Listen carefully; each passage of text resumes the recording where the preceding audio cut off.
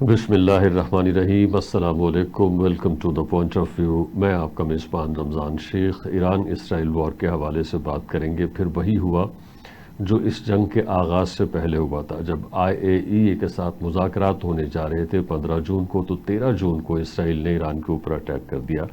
اب پھر جب 2 ہفتوں کی مہلت دی گئی تھی کہ 2 ہفتوں کے بعد مذاکرات کیے جائیں گے، تو اس کے پہلے یا دوسرے دن پھر اسرائیل نے اور امریکہ نے ایران کے 3 شہروں کے اوپر اٹیک کر دیا، اور مبینہ طور پر یہ بتایا کہ ان جگہوں پر یورینیم افسودگی کا عمل جاری تھا۔ ایران نے آج بھی اٹیک کیا ہے اسرائیل کے اوپر، اور اس وقت یہ صورتحال یہ ہے کہ کچھ کنکلوڈ نہیں کیا جا رہا کہ اس وقت یہ جنگ کس طرف جا رہی ہے، تھمے گی یا آنے والے دنوں میں کیا ہوگا۔ اسی موضوع کے اوپر بات کریں گے۔ میرے ساتھ اسٹوڈیو میں تشریف رکھتے ہیں بریگیڈیئر ریٹائرڈ لیاقت علی طور صاحب، اور اس کے علاوہ ہمیں فون پر جوائن کیا ہے ڈاکٹر مبینہ طلعت صاحبہ نے۔ آپ دونوں کا بے حد شکریہ، آپ نے ہمیں جوائن کیا ہے۔ بریگیڈیئر صاحب، آپ سے گفتگو کا آغاز، بالآخر اسرائیل جو ہے وہ امریکہ کو جنگ کے اندر گھسیٹ لایا، اس کی بڑی خواہش تھی، خاص طور پہ جس طرح سے ایران نے ریٹیلیٹ کیا، پہلے صبر دکھایا، بعد میں اس نے اسی طرح سے اٹیک کیا جس طرح سے اسرائیل ایران کی مختلف جگہوں کو اٹیک کر رہا تھا۔ تو اسرائیل کو اس وقت لگا کہ شاید مجھے ریسکیو کرنے کے لیے کوئی آئے، اور پھر وہ امریکہ کو پکارنے لگا کہ آپ آئیے، ہماری مدد کیجئے، یہ دیکھیے ہمارے ساتھ کیا ہو رہا ہے۔ اور بالآخر امریکہ نے ایک بار پھر اپنا عہد توڑا اور ایران کی 3 مختلف شہروں کے اوپر اس نے اٹیک کر دیا، جن کے حوالے سے اس نے کہا کہ یہاں پہ کچھ ایسے ماس ڈسٹرکشن ویپنز موجود تھے، یا پھر یورینیم کو انریچمنٹ کیا جا رہا تھا۔ کیا کہیں گے اس ایکٹ کو؟ بسم اللہ الرحمن الرحیم۔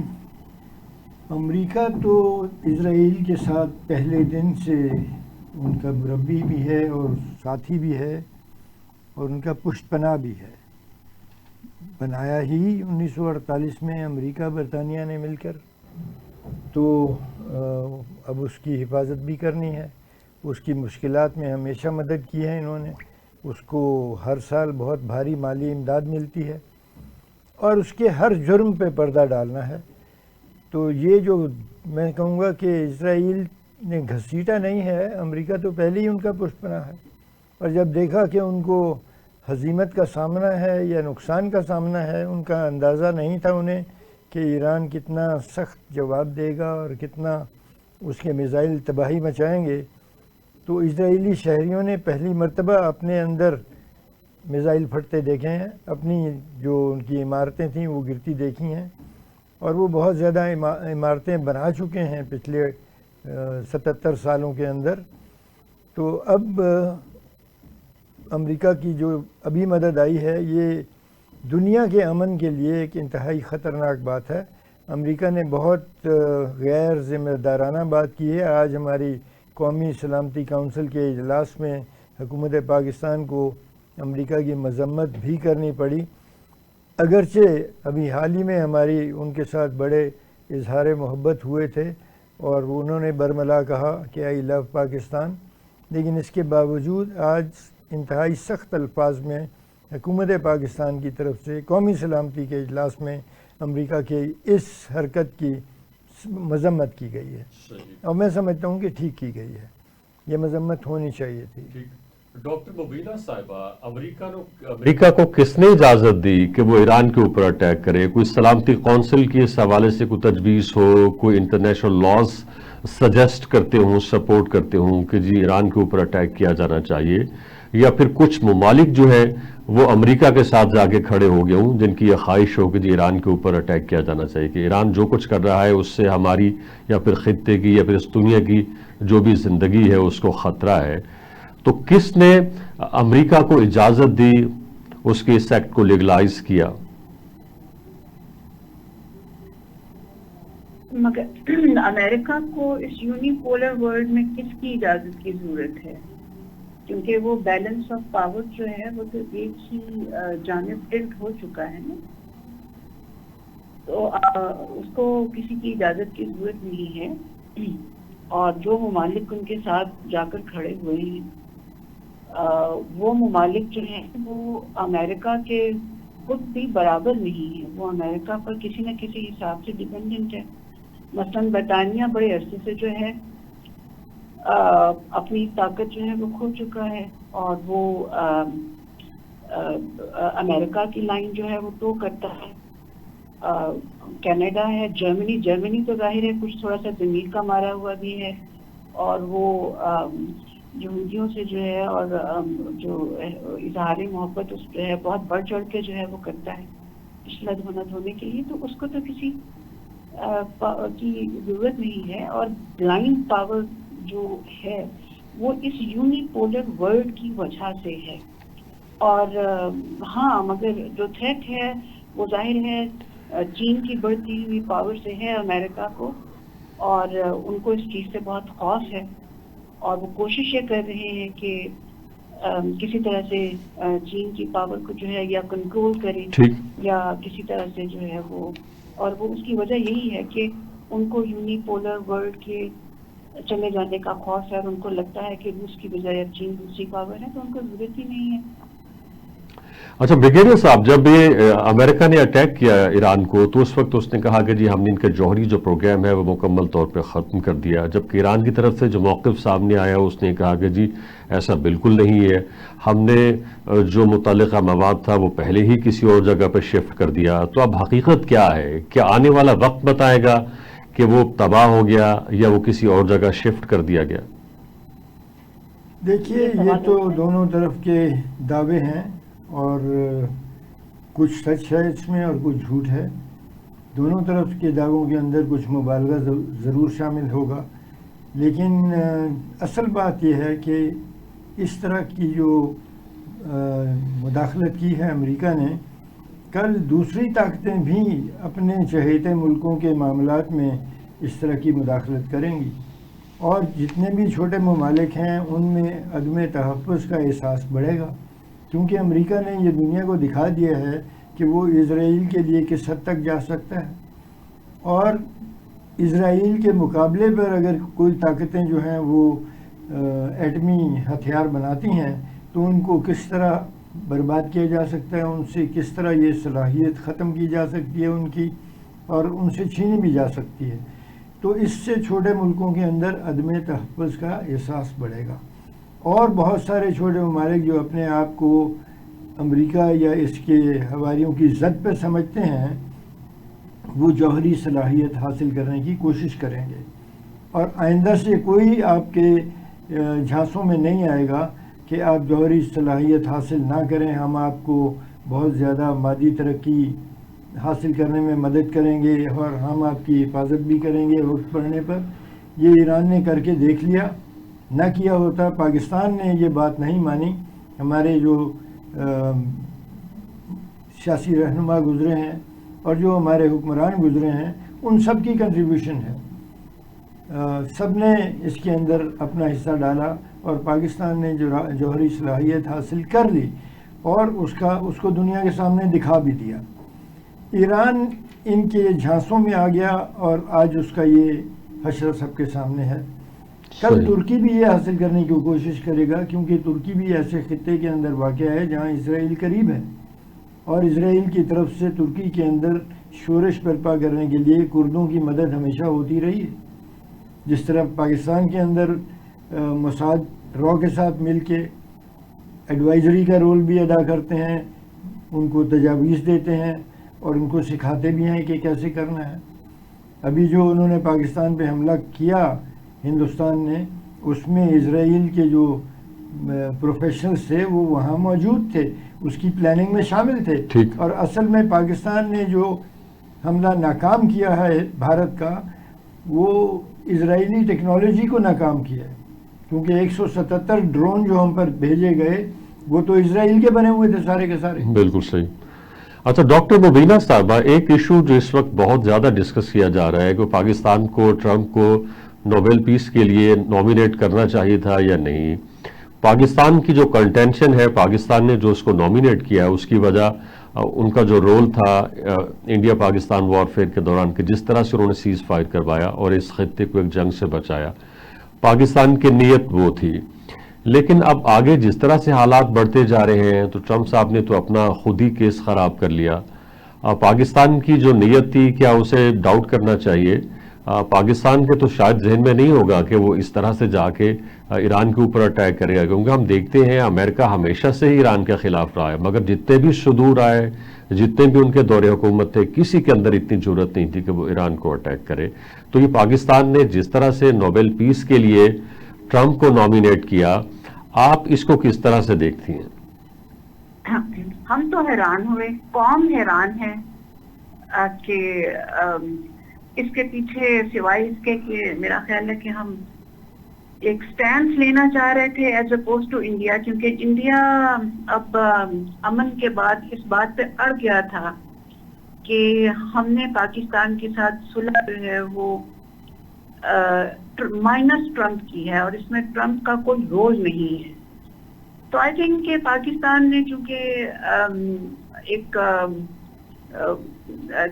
گیم میں ایک اپنا شطرنج کی ایک چال یہ کھیلنی تھی کہ چونکہ انڈیا جو ہے وہ ٹرمپ کو کہہ رہا ہے کہ جی یہ تو ہم نے باہمی طور پر فیصلہ کیا، اور ٹرمپ کا اس میں کوئی رول نہیں، اور وہ چونکہ ٹرمپ کو تھوڑا سا نشانہ اس لیے بھی بنا رہے تھے کہ انہوں نے پاکستان اور انڈیا کو جو ہے وہ اپنے الفاظ میں برابر کر دیا، اور ٹویٹ میں جو ہے پاکستان پہلے لکھا وغیرہ وغیرہ۔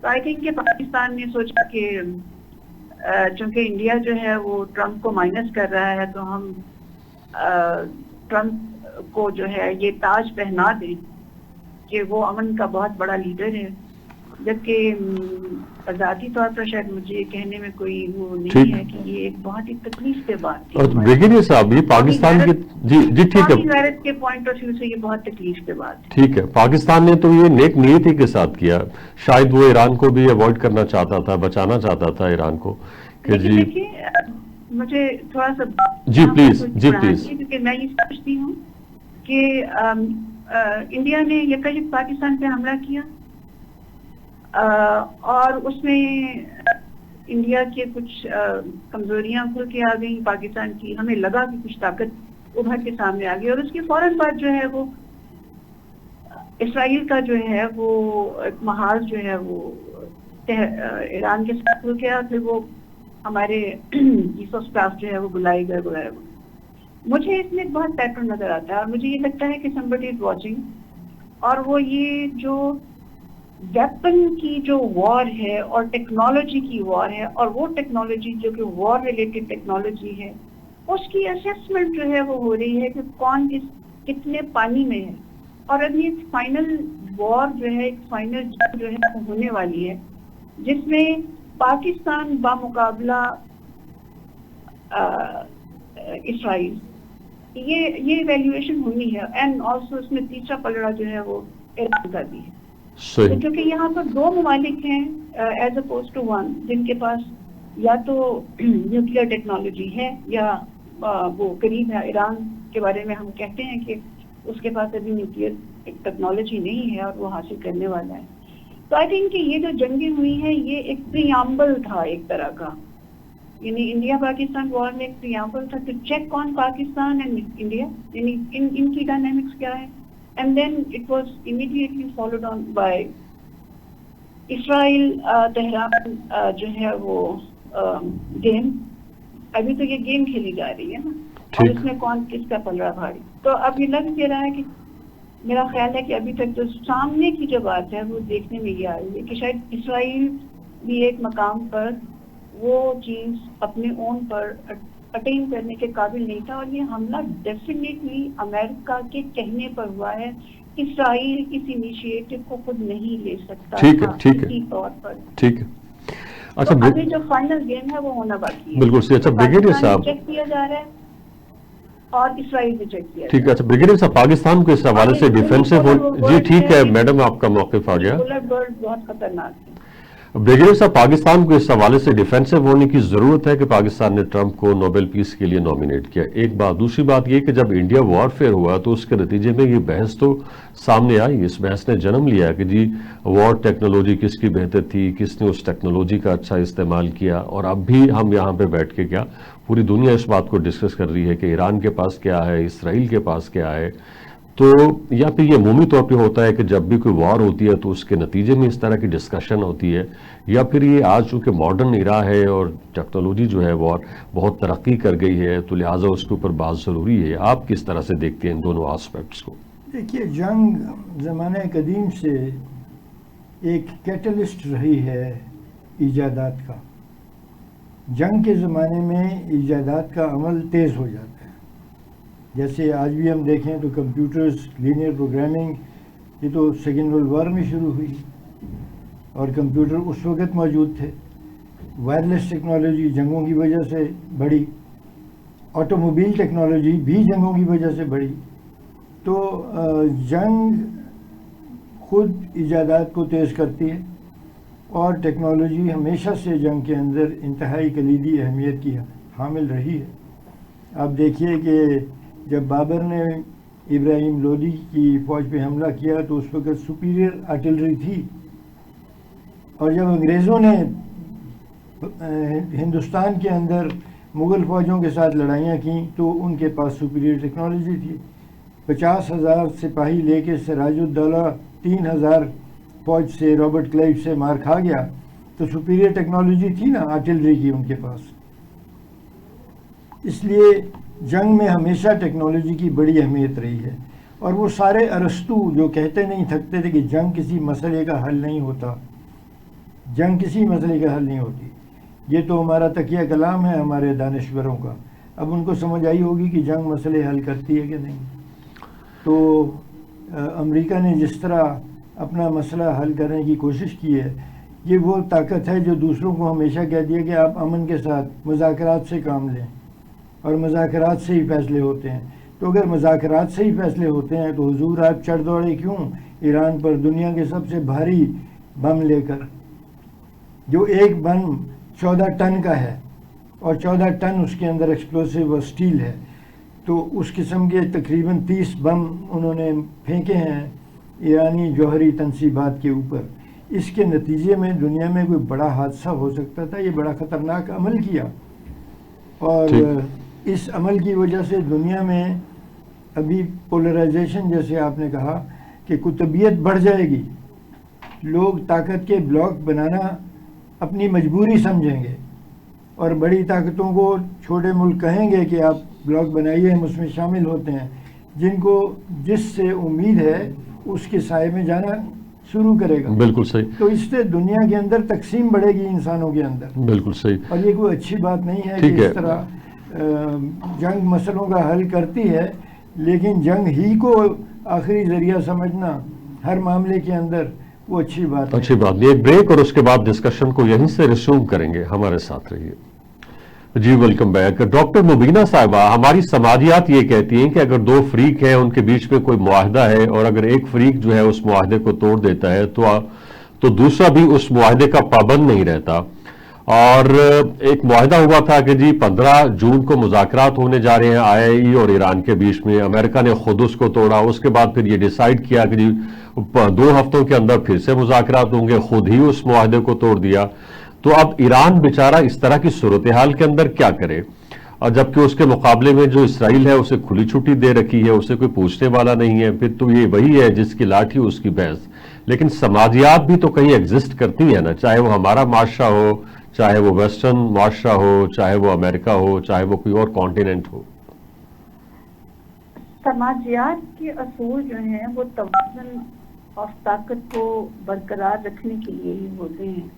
ہماری یونیپولر ورلڈ میں اب وہ طاقت کا وہ توازن ہے نہیں.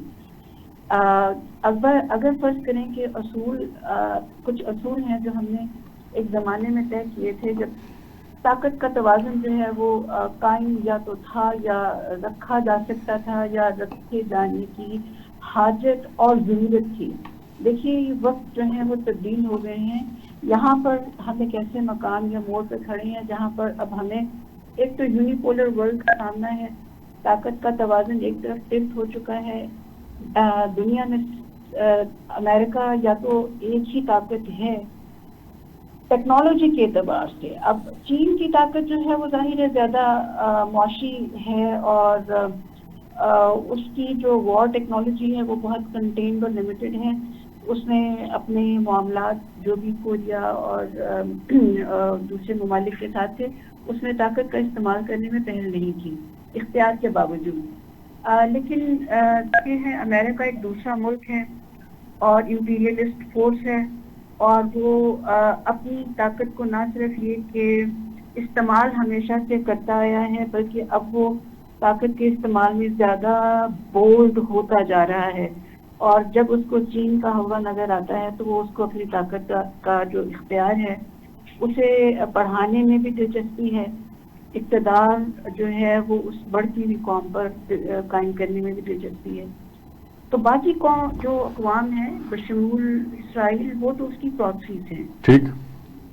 تو اب یہ ہے کہ اس دنیا میں وہ سماجی اصول جو ایک بائی پولر ورلڈ میں قائم کیے گئے تھے کیا ان کا ایک استعمال ہو سکتا تھا, جائز استعمال ہو سکتا تھا, اس کی ضرورت محسوس کی جاتی تھی. اب وہ it doesn't hold any more. وہ دنیا کا وہ جو اسٹرکچر ہی برقرار نہیں رہا نا جس میں وہ چیز جو ہے وہ قائم رہ سکے. اب فرض کریں کہ چلیں امریکہ اور ایران ہی کو لے لیں. اب اگر ایران جو ہے وہ تو اپنی اسٹریٹجی کے باعث جو ہے اور ایک کیا کہنا چاہیے اپنی ڈپلومیسی اپنی اسٹریٹجی اور ہاں ٹیکنالوجی پر اس میں جو ہے وہ ظاہر ہے کہ سیلف ریلائنٹ نیشن ہے ہماری طرح, تو وہ ابھی تک چلتا آ رہا ہے. لیکن ظاہر ہے ہمیں اس وار میں پتہ چل رہا ہے کہ ایران جو ہے اس کے بہت سارے سیکٹرز جو ہیں کمزور ہیں اور اسرائیل کی بہت پہنچ ہے اس کے اندر تک. اس کے سسٹم میں بہت بڑے بڑے فلاز ہیں جس کی وجہ سے جو ہے وہ بہت ساری ٹیکنالوجی کے باوجود جو ہے اس نے بہت فلاز اٹھایا ہے. تو وہ جو ہمت میں دم خم ہے وہ تو ایران کی ایک تاریخ اور خاص طور سے میرا خیال ہے کہ وہ آئیڈیالوجی کی وجہ سے بھی ہے اور وہ چونکہ تنہا بہت عرصے سے جو ہے وہ لڑ رہا ہے اور ہمت دکھا رہا ہے تو اس وجہ سے. لیکن یہ ہے کہ وہ جو سماجیات کے وہ اصول جو ایکول یا نیئر ایکول کے درمیان ہولڈ کرتے ہیں جہاں تو کوئی وہ پاور کا کوئی بیلنس ہے ہی نہیں, تو اس میں تو وہ اخلاقیات کے اصول جو ہیں ان کی کوئی اہمیت. ٹھیک ہے ٹھیک ہے. اچھا بریگیڈیئر صاحب, اس وقت ایران کے سامنے کیا آپشنز ہیں؟ کیا وہ ریٹیلیٹ کرے جس طرح سے وہ کر رہا ہے مگر اس کی ہر لمحہ ہمت ٹوٹ رہی ہے, ہمت نہیں کہیں اس کی جو صلاحیت ہے یا اس کی جو کیپیسٹی ہے اس کو زد پڑ رہی ہے. کیا وہ جو بحری بیڑا موجود ہے اس کو وہ اٹیک کرے, کیا پھر وہ اس خطے سے چین ہے, پاکستان ہے, روس ہے یا باقی جو ممالک ہیں ان کی جو سپورٹ ہے وہ سمیٹنے کی کوشش کرے, وہ کیا کرے, اس کے پاس کیا آپشنز ہیں اس وقت؟ دیکھیے جی اصل صورتحال تو ایرانیوں کو ہی پتہ ہے, لیکن میرا خیال ہے کہ ان کی اس وقت حکمت عملی یہ ہے کہ وہ اسرائیل پر میزائلوں کی بارش کرتے رہیں گے. اور یہ جو صورتحال ہے اس میں اگر امریکہ آ ٹپکا ہے تو کسی اور بڑی طاقت کو بھی اس میں ٹپکنا پڑے گا, اور جب وہ ٹپکے گی تو اس سے دنیا میں ایک میرا خیال ہے کہ تحریک ابھرے گی جنگ کو روکنے کے لیے. تو ایران اسی حکمت عملی پہ چل رہا ہے کہ وہ جو بھی ہتھیار اس کے پاس ہیں اس سے وہ جتنی نقصان کر سکتا ہے اسرائیل کا جتنا وہ کرے گا. اب جنگ جو شروع کرتا ہے اس کو ہمیشہ پتہ ہوتا ہے کہ اس کی اپنی استعداد کیا ہے اور کہاں تک وہ جا سکتا ہے.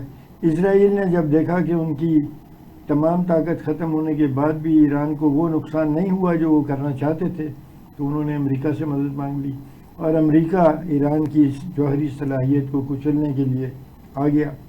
اس پہ ایرانی جو فلسفہ ہے وہ تو آزادی کا ہے. ہمیشہ سے ایران کے اندر آزادی اور اپنے قومی وقار کا بہت زیادہ احساس رہا ہے. ایرانی قوم ہمیشہ اپنے وقار کو کسی قیمت پہ کم نہیں کروانا چاہتی اور اس کے ساتھ اس کے لیے کوئی بھی قربانی دینے کے لیے تیار رہے گی. اس لیے میں سمجھتا ہوں کہ دنیا کے لیے یہ بہتر ہے کہ بڑی طاقتیں اس جنگ کو روکیں اور اس جنگ کو جو اس خطے کا استحکام ہے پورے افرو ایشین ریجن کا میں کہوں گا کہ سوڈان اور مصر سے لے کر ساؤتھ چائنا سی تک یہ جو پورا علاقہ ہے اس کے اندر عدم استحکام بڑھے گا اور چھوٹے ملکوں کا عدم تحفظ کا احساس بڑھتا چلا جائے گا، اور یہ صورتحال ہمیشہ کسی بڑی جنگ کے نتیجے میں نکلتی ہے۔ ہم شاید کسی جنگ عظیم کی طرف بڑھ رہے ہیں اور اس کو روکنا چاہیے۔ اس میں عمر خیام کی ایک رباعی بھی ہے جو اس پہ لاگو ہوتی ہے، جس میں اس نے کہا کہ میں نے ایک دن سبو اٹھا کر پتھر پہ دے مارا اور وہ ٹوٹ گیا، لیکن ٹوٹتے ہوئے سبو نے مجھے کہا کہ میں تمہاری طرح تھا اور تم بھی میری طرح ہو جاؤ گے۔ جو آپ دوسروں پہ تباہی لاتے ہیں وہ خود بھی تباہی کا شکار ہوتے ہیں۔ ٹھیک ہے ڈاکٹر مبینہ صاحبہ، ٹرمپ کو دنیا کس طرح سے یاد رکھے گی؟ دا موسٹ انٹرسٹ وردی پریزیڈنٹ، دا موسٹ لائر، اور جس طرح سے اس نے اپنے وعدے کا پاس نہیں کیا۔ یہ سوال شاید میں نے پہلے بھی کیا تھا کہ آخر ٹرمپ کو اتنی جرت کس چیز نے دی ہے؟ بحیثیت سٹیٹ امریکہ کی تو بڑے عرصے سے خواہش تھی کہ وہ ایران کے اوپر اٹیک کرے اور اس کی جو نیوکلیر تنصیبات ہیں ان کے اوپر حملہ کرے، مگر یہ کون سی ایسی بات تھی جس کو ٹریگر کیا ٹرمپ نے، اور ٹرمپ نے پھر یہ فیصلہ کیا؟ رمضان میرے مجھ سے پوچھیں گے تو اس کا بہت برا جواب ہے۔ میں تو سمجھتی ہوں کہ ایک جوکر کو ہم نے جو ہے وہ تاج پہنانے کی کوشش کی، بٹ اب آپ کا دوسرا کہ کس نے اس کو دیا؟ آئی تھنک کہ طاقت اور اختیار، یونی پولر ورلڈ کا طاقت اور اختیار، اور اس کی یہ سوچ کہ امریکہ از دا گریٹسٹ نیشن آن ارتھ، اور اس سے یہ بات ہضم نہیں ہو رہی کسی طرح سے کہ چائنا ایک دوسری طاقت کے طور پر ابھر رہا ہے۔ دیکھیں نا، یہ آپ کا ان کے اپنے اندر یہ لوگ کہہ رہے ہیں کہ چائنا سے دشمنی آپ کو کیوں کرنا ہے؟ اگر آپ ایک کیپٹلسٹ نیشن ہے اور کمپٹیشن جو ہے، یعنی آپ کو تجارت میں، ٹیکنالوجی میں، ہر چیز میں جو ہے وہ ایک فیئر کمپٹیشن کرنا ہے اور کمپٹیشن کے بیسس پہ آگے آنا ہے، تو آفٹر آل ان کو چائنا کا گلا دبانے کے لیے کسی بھی دوسری نیشن کا گلا دبانے کی کیوں ضرورت محسوس ہوتی ہے؟ وہ کمپٹیشن فیئر کیوں نہیں ہو سکتا؟ صحیح۔ اور آپ اپنے کسی بھی رائیول کو دیکھیں، کچھ پوائنٹس ہیں جو شاید چائنا کے اسٹرانگ ہوں گے، کچھ پوائنٹس ہیں جو امریکہ کے اسٹرانگ ہوں گے۔ اگر امریکہ جو ہے وہ نالج کے اعتبار سے، ڈسکوری کے اعتبار سے، ایئر اسپیس ٹیکنالوجی کے اعتبار سے، ہتھیار کے اعتبار سے سپیریئر ہے، تو چائنا نے تو ایک اپنے لیے بالکل دوسرا میدان جو ہے وہ چن رکھا ہے۔ آفٹر آل اس رائیولری کو دشمنی میں تبدیل کیوں کرنا ہے؟ اب ایک تو اینگل یہ ہے کہ کیونکہ یہ چیزیں جو ہیں اب امریکن مائنڈ کے اندر اتنا ان بلٹ ہیں کہ وہ چائنا کو رائیول یا کمپیٹیٹر کے طور پر قبول ہی نہیں کر سکتے۔ انہوں نے یہ سوچ رکھا ہے کہ چائنا کو کسی طرح سے کنٹین کرنا ہے، ون۔ مگر اگر فرض کریں کہ ہم یہ بات مان لیں کہ ٹرمپ چاہتا ہے کہ چائنا کے ساتھ کسی طرح سے ہمارے تجارتی روابط قائم ہو جائیں اور ایک فیئر کمپٹیشن یا ایک جو ہے لین دین کے بیسس پہ تجارت جو ہے وہ کسی بہتر طریقے سے استوار ہو جائے، تو پھر اس کو یہ سب کچھ کرنے کی کیا ضرورت ہے؟ پھر اس کو تھریٹ کی جو لینگویج ہے، دھمکی کی لینگویج کو استعمال کرنے کی کیا ضرورت ہے؟ جس کا مطلب جو ہے، دیکھیں، اچھا وہ دھمکی کی زبان پہ ہے، اگر فرض کریں کہ وہ ایران کے ساتھ بھی ایک فیئر ڈیل چاہتے تھے، تو آفٹر آل جب وہ مذاکرات ہو ہی رہے ہیں اور وہ تقریباً ابھی جاری ہیں اور ان کو ایک مثبت طریقے سے ہے وہ کیا جا سکتا تھا، تو پھر اس جنگ کی کیا ضرورت تھی؟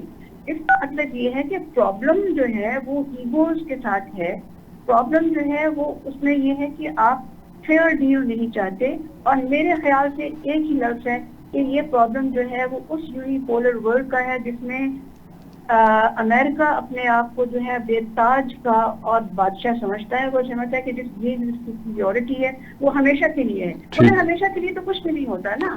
اب میرے خیال سے تو ٹرمپ کا جو دور ہے اس کے بعد سے آیتا کا زوال شروع ہے. چلیں ٹھیک ہے. اچھا بریگیڈیئر صاحب، یہ جو اب مذاکرات کی بات کی جا رہی ہے کہ جی ایران کو مذاکرات کی میز پر لایا جائے، اس کا ایجنڈا کیا ہوگا؟ میں آج سوچتا رہا کہ کن موضوعات کے اوپر بات ہو سکتی ہے. ایسا بھی ہو سکتا ہے کہ ایران کو مجبور کیا جائے اس ایجنڈے کے اوپر جو کہ ایک طرح سے اس کی شکست کی یا ہار کی دستاویز بن جائے. اس کے اندر کچھ اس طرح کے ایلیمنٹ شامل کیے جائیں کہ جی آپ یہ جو پرولیفریشن وغیرہ ہے یا جو آپ انریچمنٹ کر رہے ہیں یورینیم کی، اس سے آپ باز آ جائیں، آپ لانگ رینج کے میزائل بنانا بند کر دیں، آپ پراکسیز جو ہے وہ جو کھیلتے رہے ہیں اس کو بند کر دیں. تو اس سے تو ایران بالکل نہتا ہو جائے گا، اور اس کے بعد تو کچھ بھی کیا جا سکتا ہے، چاہے وہاں رجیم چینج کیا جائے، چاہے وہاں پہ اسرائیل کو لا کے بٹھا دیا جائے. دیکھیے، ایران کے سامنے عراق کی مثال موجود حال تھی، وہ اس کے سامنے گزری ہے جو کچھ گزری ہے عراق پہ. اس کے سامنے دیکھا گیا ہے کہ جب عراق نے کویت پہ حملہ کیا تو فوراً یونائٹڈ نیشنز حرکت میں آ گئی اور ایک اتحاد بن گیا، اور اس اتحاد کو یونائٹڈ نیشن سیکیورٹی کونسل کا اپروول مل گیا، اگرچہ حملے کے بعد ملا لیکن مل گیا. لیکن جہاں اسرائیل کا مفاد ہو یا امریکہ کا مفاد ہو، وہاں سیکیورٹی کونسل صرف مذمت کر سکتی ہے اور کوئی عملی قدم نہیں اٹھاتی. یہ ایران کے سامنے ہے. صدام کو بھی کہا گیا تھا کہ تم اپنے جو لانگ رینج میزائلز ہیں ان کو ڈسٹروائے کر دو. اس غریب نے ڈسٹروائے کیے. وزیر خارجہ عراق کا طارق عزیز واشنگٹن گیا، وہاں جا کے ساری باتیں مان کے آیا، لیکن اس کے باوجود عراق کا تیا پانچا انہوں نے کرنا تھا کر دیا. تو میرا نہیں خیال کہ ایران اب اس قسم کے کسی جھانسے میں آئے گا. ہاں یہ ضرور ممکن ہے کہ شکست مکمل ہو جائے تو وہ تو پھر ہیرو نے بھی سرنڈر کر دیا تھا ایٹم بموں کے بعد. اسی طرح جو جرمنی کی صورتحال تھی، ہٹلر کا انجام کیا ہوا. یہ جو جنگ شروع کرنے والے ہوتے ہیں ان کو طاقت کا گھمنڈ ہوتا ہے، غرور ہوتا ہے، جو سکندر اعظم میں بھی تھا، جو اور بھی بڑے بڑے جو رہنما گزرے، جو جرنیل گزرے یا جنگجو بادشاہ گزرے، ان سب میں تھا. لیکن انجام کیا ہوا سب کا؟ سکندر اعظم کا کیا ہوا؟ ہٹلر کا کیا انجام ہوا؟ ٹھیک ہے. ڈاکٹر مبینہ صاحبہ، یہ جو دینا دوست تھا انڈیا ایران کا، وہ خاموش ہے. اس نے ایران کے اوپر جتنے حملے ہوئے ہیں کسی کی مذمت نہیں کی، چاہے وہ اسرائیل کی طرف سے ہو چاہے وہ امریکہ کی طرف سے ہو. چین اور روس جو ہیں وہ تواتر کے ساتھ سٹیٹمنٹس جاری کر رہے ہیں کہ وی آر ود ایران، لیکن اس سے بھی ایران کی جو صورتحال ہے اس پہ کوئی فرق نہیں پڑنے والا. شاید اندر کھاتے کوئی بات چیت ہو رہی ہو. اور اس کے علاوہ بھی جتنے ملک ایران کے ساتھ یہ دعویٰ کر رہے ہیں کہ وی آر ود ایران، لیکن اس کے نتیجے میں ایران کی جو مصیبت ہے وہ ختم نہیں ہو رہی. پاکستان کی آج قومی سلامتی کمیٹی کا اجلاس ہوا جس میں پاکستان کی جو قیادت ہے اس نے یہ اعلان کیا کہ وی آر ود ایران، لیکن پھر میں وہی کہوں گا کہ اس کی مشکلات جو ہیں ان میں کمی نہیں آ رہی. آپ کس طرح سے دیکھتی ہیں اس ساری صورتحال کو؟ ایک تو یہ ہے کہ انڈیا ایران ریلیشن تو ظاہر ہے دو وجوہات کی بنا پر ہے نا. ایک تو ایران پر جو سینکشنز کی، 1 منٹ ہے ہمارے پاس. ایک تو سینکشنز کی وجہ سے ہے، اور دوسرا ظاہر ہے انڈیا پاکستان کو گھیرنا چاہتا تھا ویسٹرن فرنٹ سے، اور وہ بلوچستان میں ظاہر ہے وہی کاروائیاں کرنا چاہتا تھا. تو ظاہر ہے کہ وہ ان دونوں میں ایک پولیٹیکل اور اکنامک ہم آہنگی ہوئی. لیکن ظاہر ہے پاکستان جو ہے وہ امیڈیٹ نیبر ہے، اور پھر ایک مذہبی کیا کہنا چاہیے آئیڈیالوجی بھی ہماری مشترک تو ہے نا، ایک خدا پہ یقین رکھنے والی قومیں ہیں. تو وہ اگر تھوڑا سا جو ہے وہ بیچ میں انڈیا کا دوستی کی وجہ سے کچھ دراڑ آئی بھی ہے، اور تو اس کی وجہ سے ایران میرا خیال ہے بہت مضبوط تو نہیں ہو سکا. تو ایران کو اپنے جو بھی کارڈز ہیں وہ دیکھنے ہیں اور وہ طے کرنا ہے. لیکن اگر انڈیا کو جو ہے چوز کرنا پڑا بٹوین اسرائیل اینڈ ایران، تو یہ تو بات پکی ہے کہ وہ اسرائیل کے ساتھ اس کی دوستی کی جو ریزنز ہیں وہ زیادہ ہیں، مضبوط ہیں. ٹیکنالوجی چاہیے نا ان کو، اور وار ٹیکنالوجی چاہیے. تو ظاہر ہے کہ اسرائیل کے ساتھ ان کے تعلقات زیادہ مضبوط بھی ہیں، امریکہ کی وجہ سے بھی ہیں، اپنی وجہ سے بھی ہیں. اور بھی بہت سارے ضوابط کے جو ہیں وہ شیئرنگ موساد اور را کی آپس میں جو ہے وہ روابط بھی ہیں، وہ تو ہمیں پتہ چل گیا اس وار میں جو انڈیا پاکستان کی ہوئی ہے. تو میرے ذہن میں تو یہ بات بالکل کلیئر ہے کہ ایران ول ناٹ بینیفٹ. ٹھیک ہے، ہمارے پاس وقت بہت کم ہے. Thank you very much both of you for joining us. یہ تھا ہمارا پوائنٹ آف ویو. اپنے پوائنٹ آف ویو سے آگاہ کرنے کے لیے وزٹ کیجیے ہماری ویب سائٹ tvtoday.com.